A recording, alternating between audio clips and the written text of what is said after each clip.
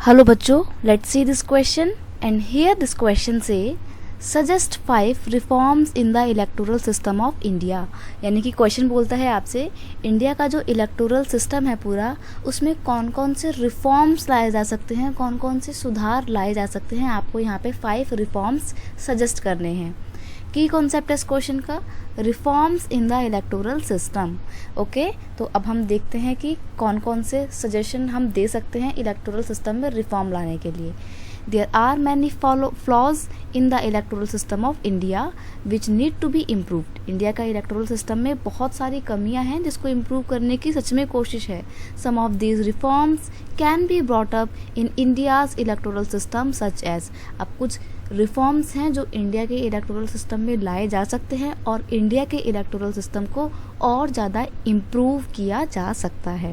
Right, अब देखते हैं कौन कौन से सेशन है। Number 1, check the entry of criminal into the politics. सबसे पहला चेंज ये है कि अगर इलेक्टोरल सिस्टम को इम्प्रूव करना है, ना सिर्फ इलेक्टोरल सिस्टम को बल्कि पूरे एडमिनिस्ट्रेशन को और पॉलिटिक्स को इम्प्रूव करना है, तो क्रिमिनल्स की एंट्री पॉलिटिक्स में रोकनी पड़ेगी। क्योंकि क्रिमिनल्स अगर पॉलिटिक्स में नहीं आएंगे तो इलेक्टोरल सिस्टम तो अच्छा होगा ही होगा, आगे जाके ऊपर गवर्नमेंट का जो पूरा एक अथॉरिटी है, जो पूरा एडमिनिस्ट्रेशन का स्ट्रक्चर है, वो भी काफ़ी अच्छा हो जाएगा।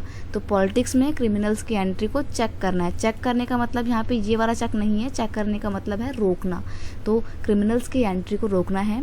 Point 2, कर्ब the excessive use of money and muscles power. Muscle power यहाँ पे क्या है इलेक्शन में? मसल पावर का मतलब है जब कोई गुंडे वगैरह आके अपनी ताकत के बल पे बोलते हैं कि हमारे को ही वोट दो, तो इस चीज़ को रोकना है। ठीक है, एक्सेसिव यूज़ जो होती है मनी का इलेक्शन कैंपेन के दौरान पे, जो अलग अलग पॉलिटिकल पार्टी जो वोटर्स होते हैं उनको इन्फ्लुएंस करने की कोशिश करती है, उनको ब्राइब देती है, पैसे का अंधाधुंध इस्तेमाल करती है, तो ये सब चीज़ें रोकनी है। क्योंकि अगर एक्सेसिव अमाउंट में मनी का इस्तेमाल होगा तो जो बड़ी पार्टी हैं वो तो हमेशा लगातार जीतती रहेंगी और जो छोटी पार्टी हैं वो कभी भी जीत ही नहीं पाएंगी। मसल पावर नहीं होनी चाहिए, क्योंकि अगर मसल पावर है तो फिर वो इलेक्शन फ्री और फेयर तरीके का नहीं होगा। मसल पावर मतलब डराना धमकाना, ताकत के बल पे। ओके, नेक्स्ट है make the election machinery more effective and credible. जो इलेक्शन की पूरी मशीनरी है उसको और ज़्यादा इफेक्टिव और क्रेडिबल बनाना है उसको, ताकि ट्रांसपेरेंसी को जो है इंश्योर किया जा सके।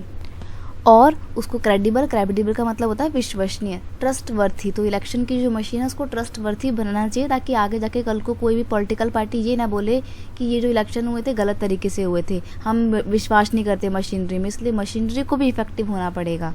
नेक्स्ट है power of the election commission of India should be increase to prevent the dirty politics. जो अलग अलग पॉलिटिकल पार्टी डर्टी ट्रिक्स को अपनाती हैं, डर्टी पॉलिटिक्स करती हैं, उसको रोकने के लिए इलेक्शन कमीशन होना चाहिए। और इलेक्शन कमीशन की जो पावर है उसको और ज़्यादा इंक्रीज़ करना चाहिए।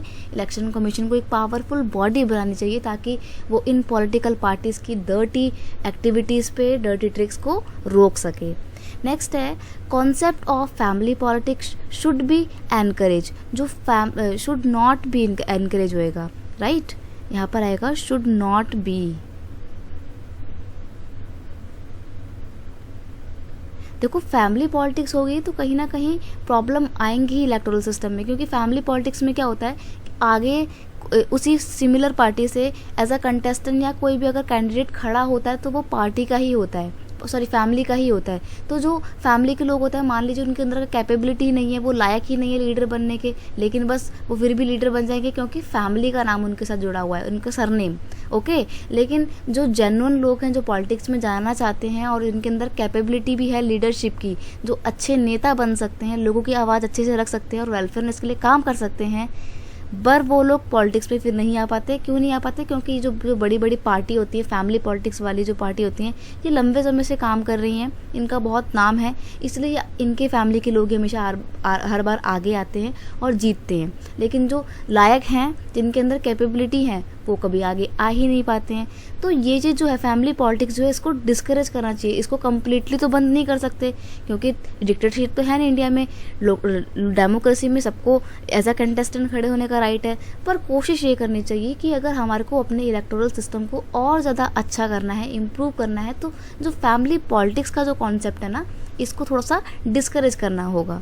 ओके, नेक्स्ट है code of conduct should be implemented effectively. ये कोड ऑफ कंडक्ट क्या होता है ये जानना आपके लिए बहुत ज़रूरी है। कोड ऑफ कंडक्ट का मतलब होता है ये सेट ऑफ गाइडलाइंस होती हैं जो हर पॉलिटिकल पार्टी को अपने इलेक्शन कैंपेन के दौरान इनका पालन करना पड़ता है। ये रूल्स होते हैं बहुत सारे, हर पॉलिटिकल पार्टी को इन कोड ऑफ कंडक्ट को मानना पड़ता है।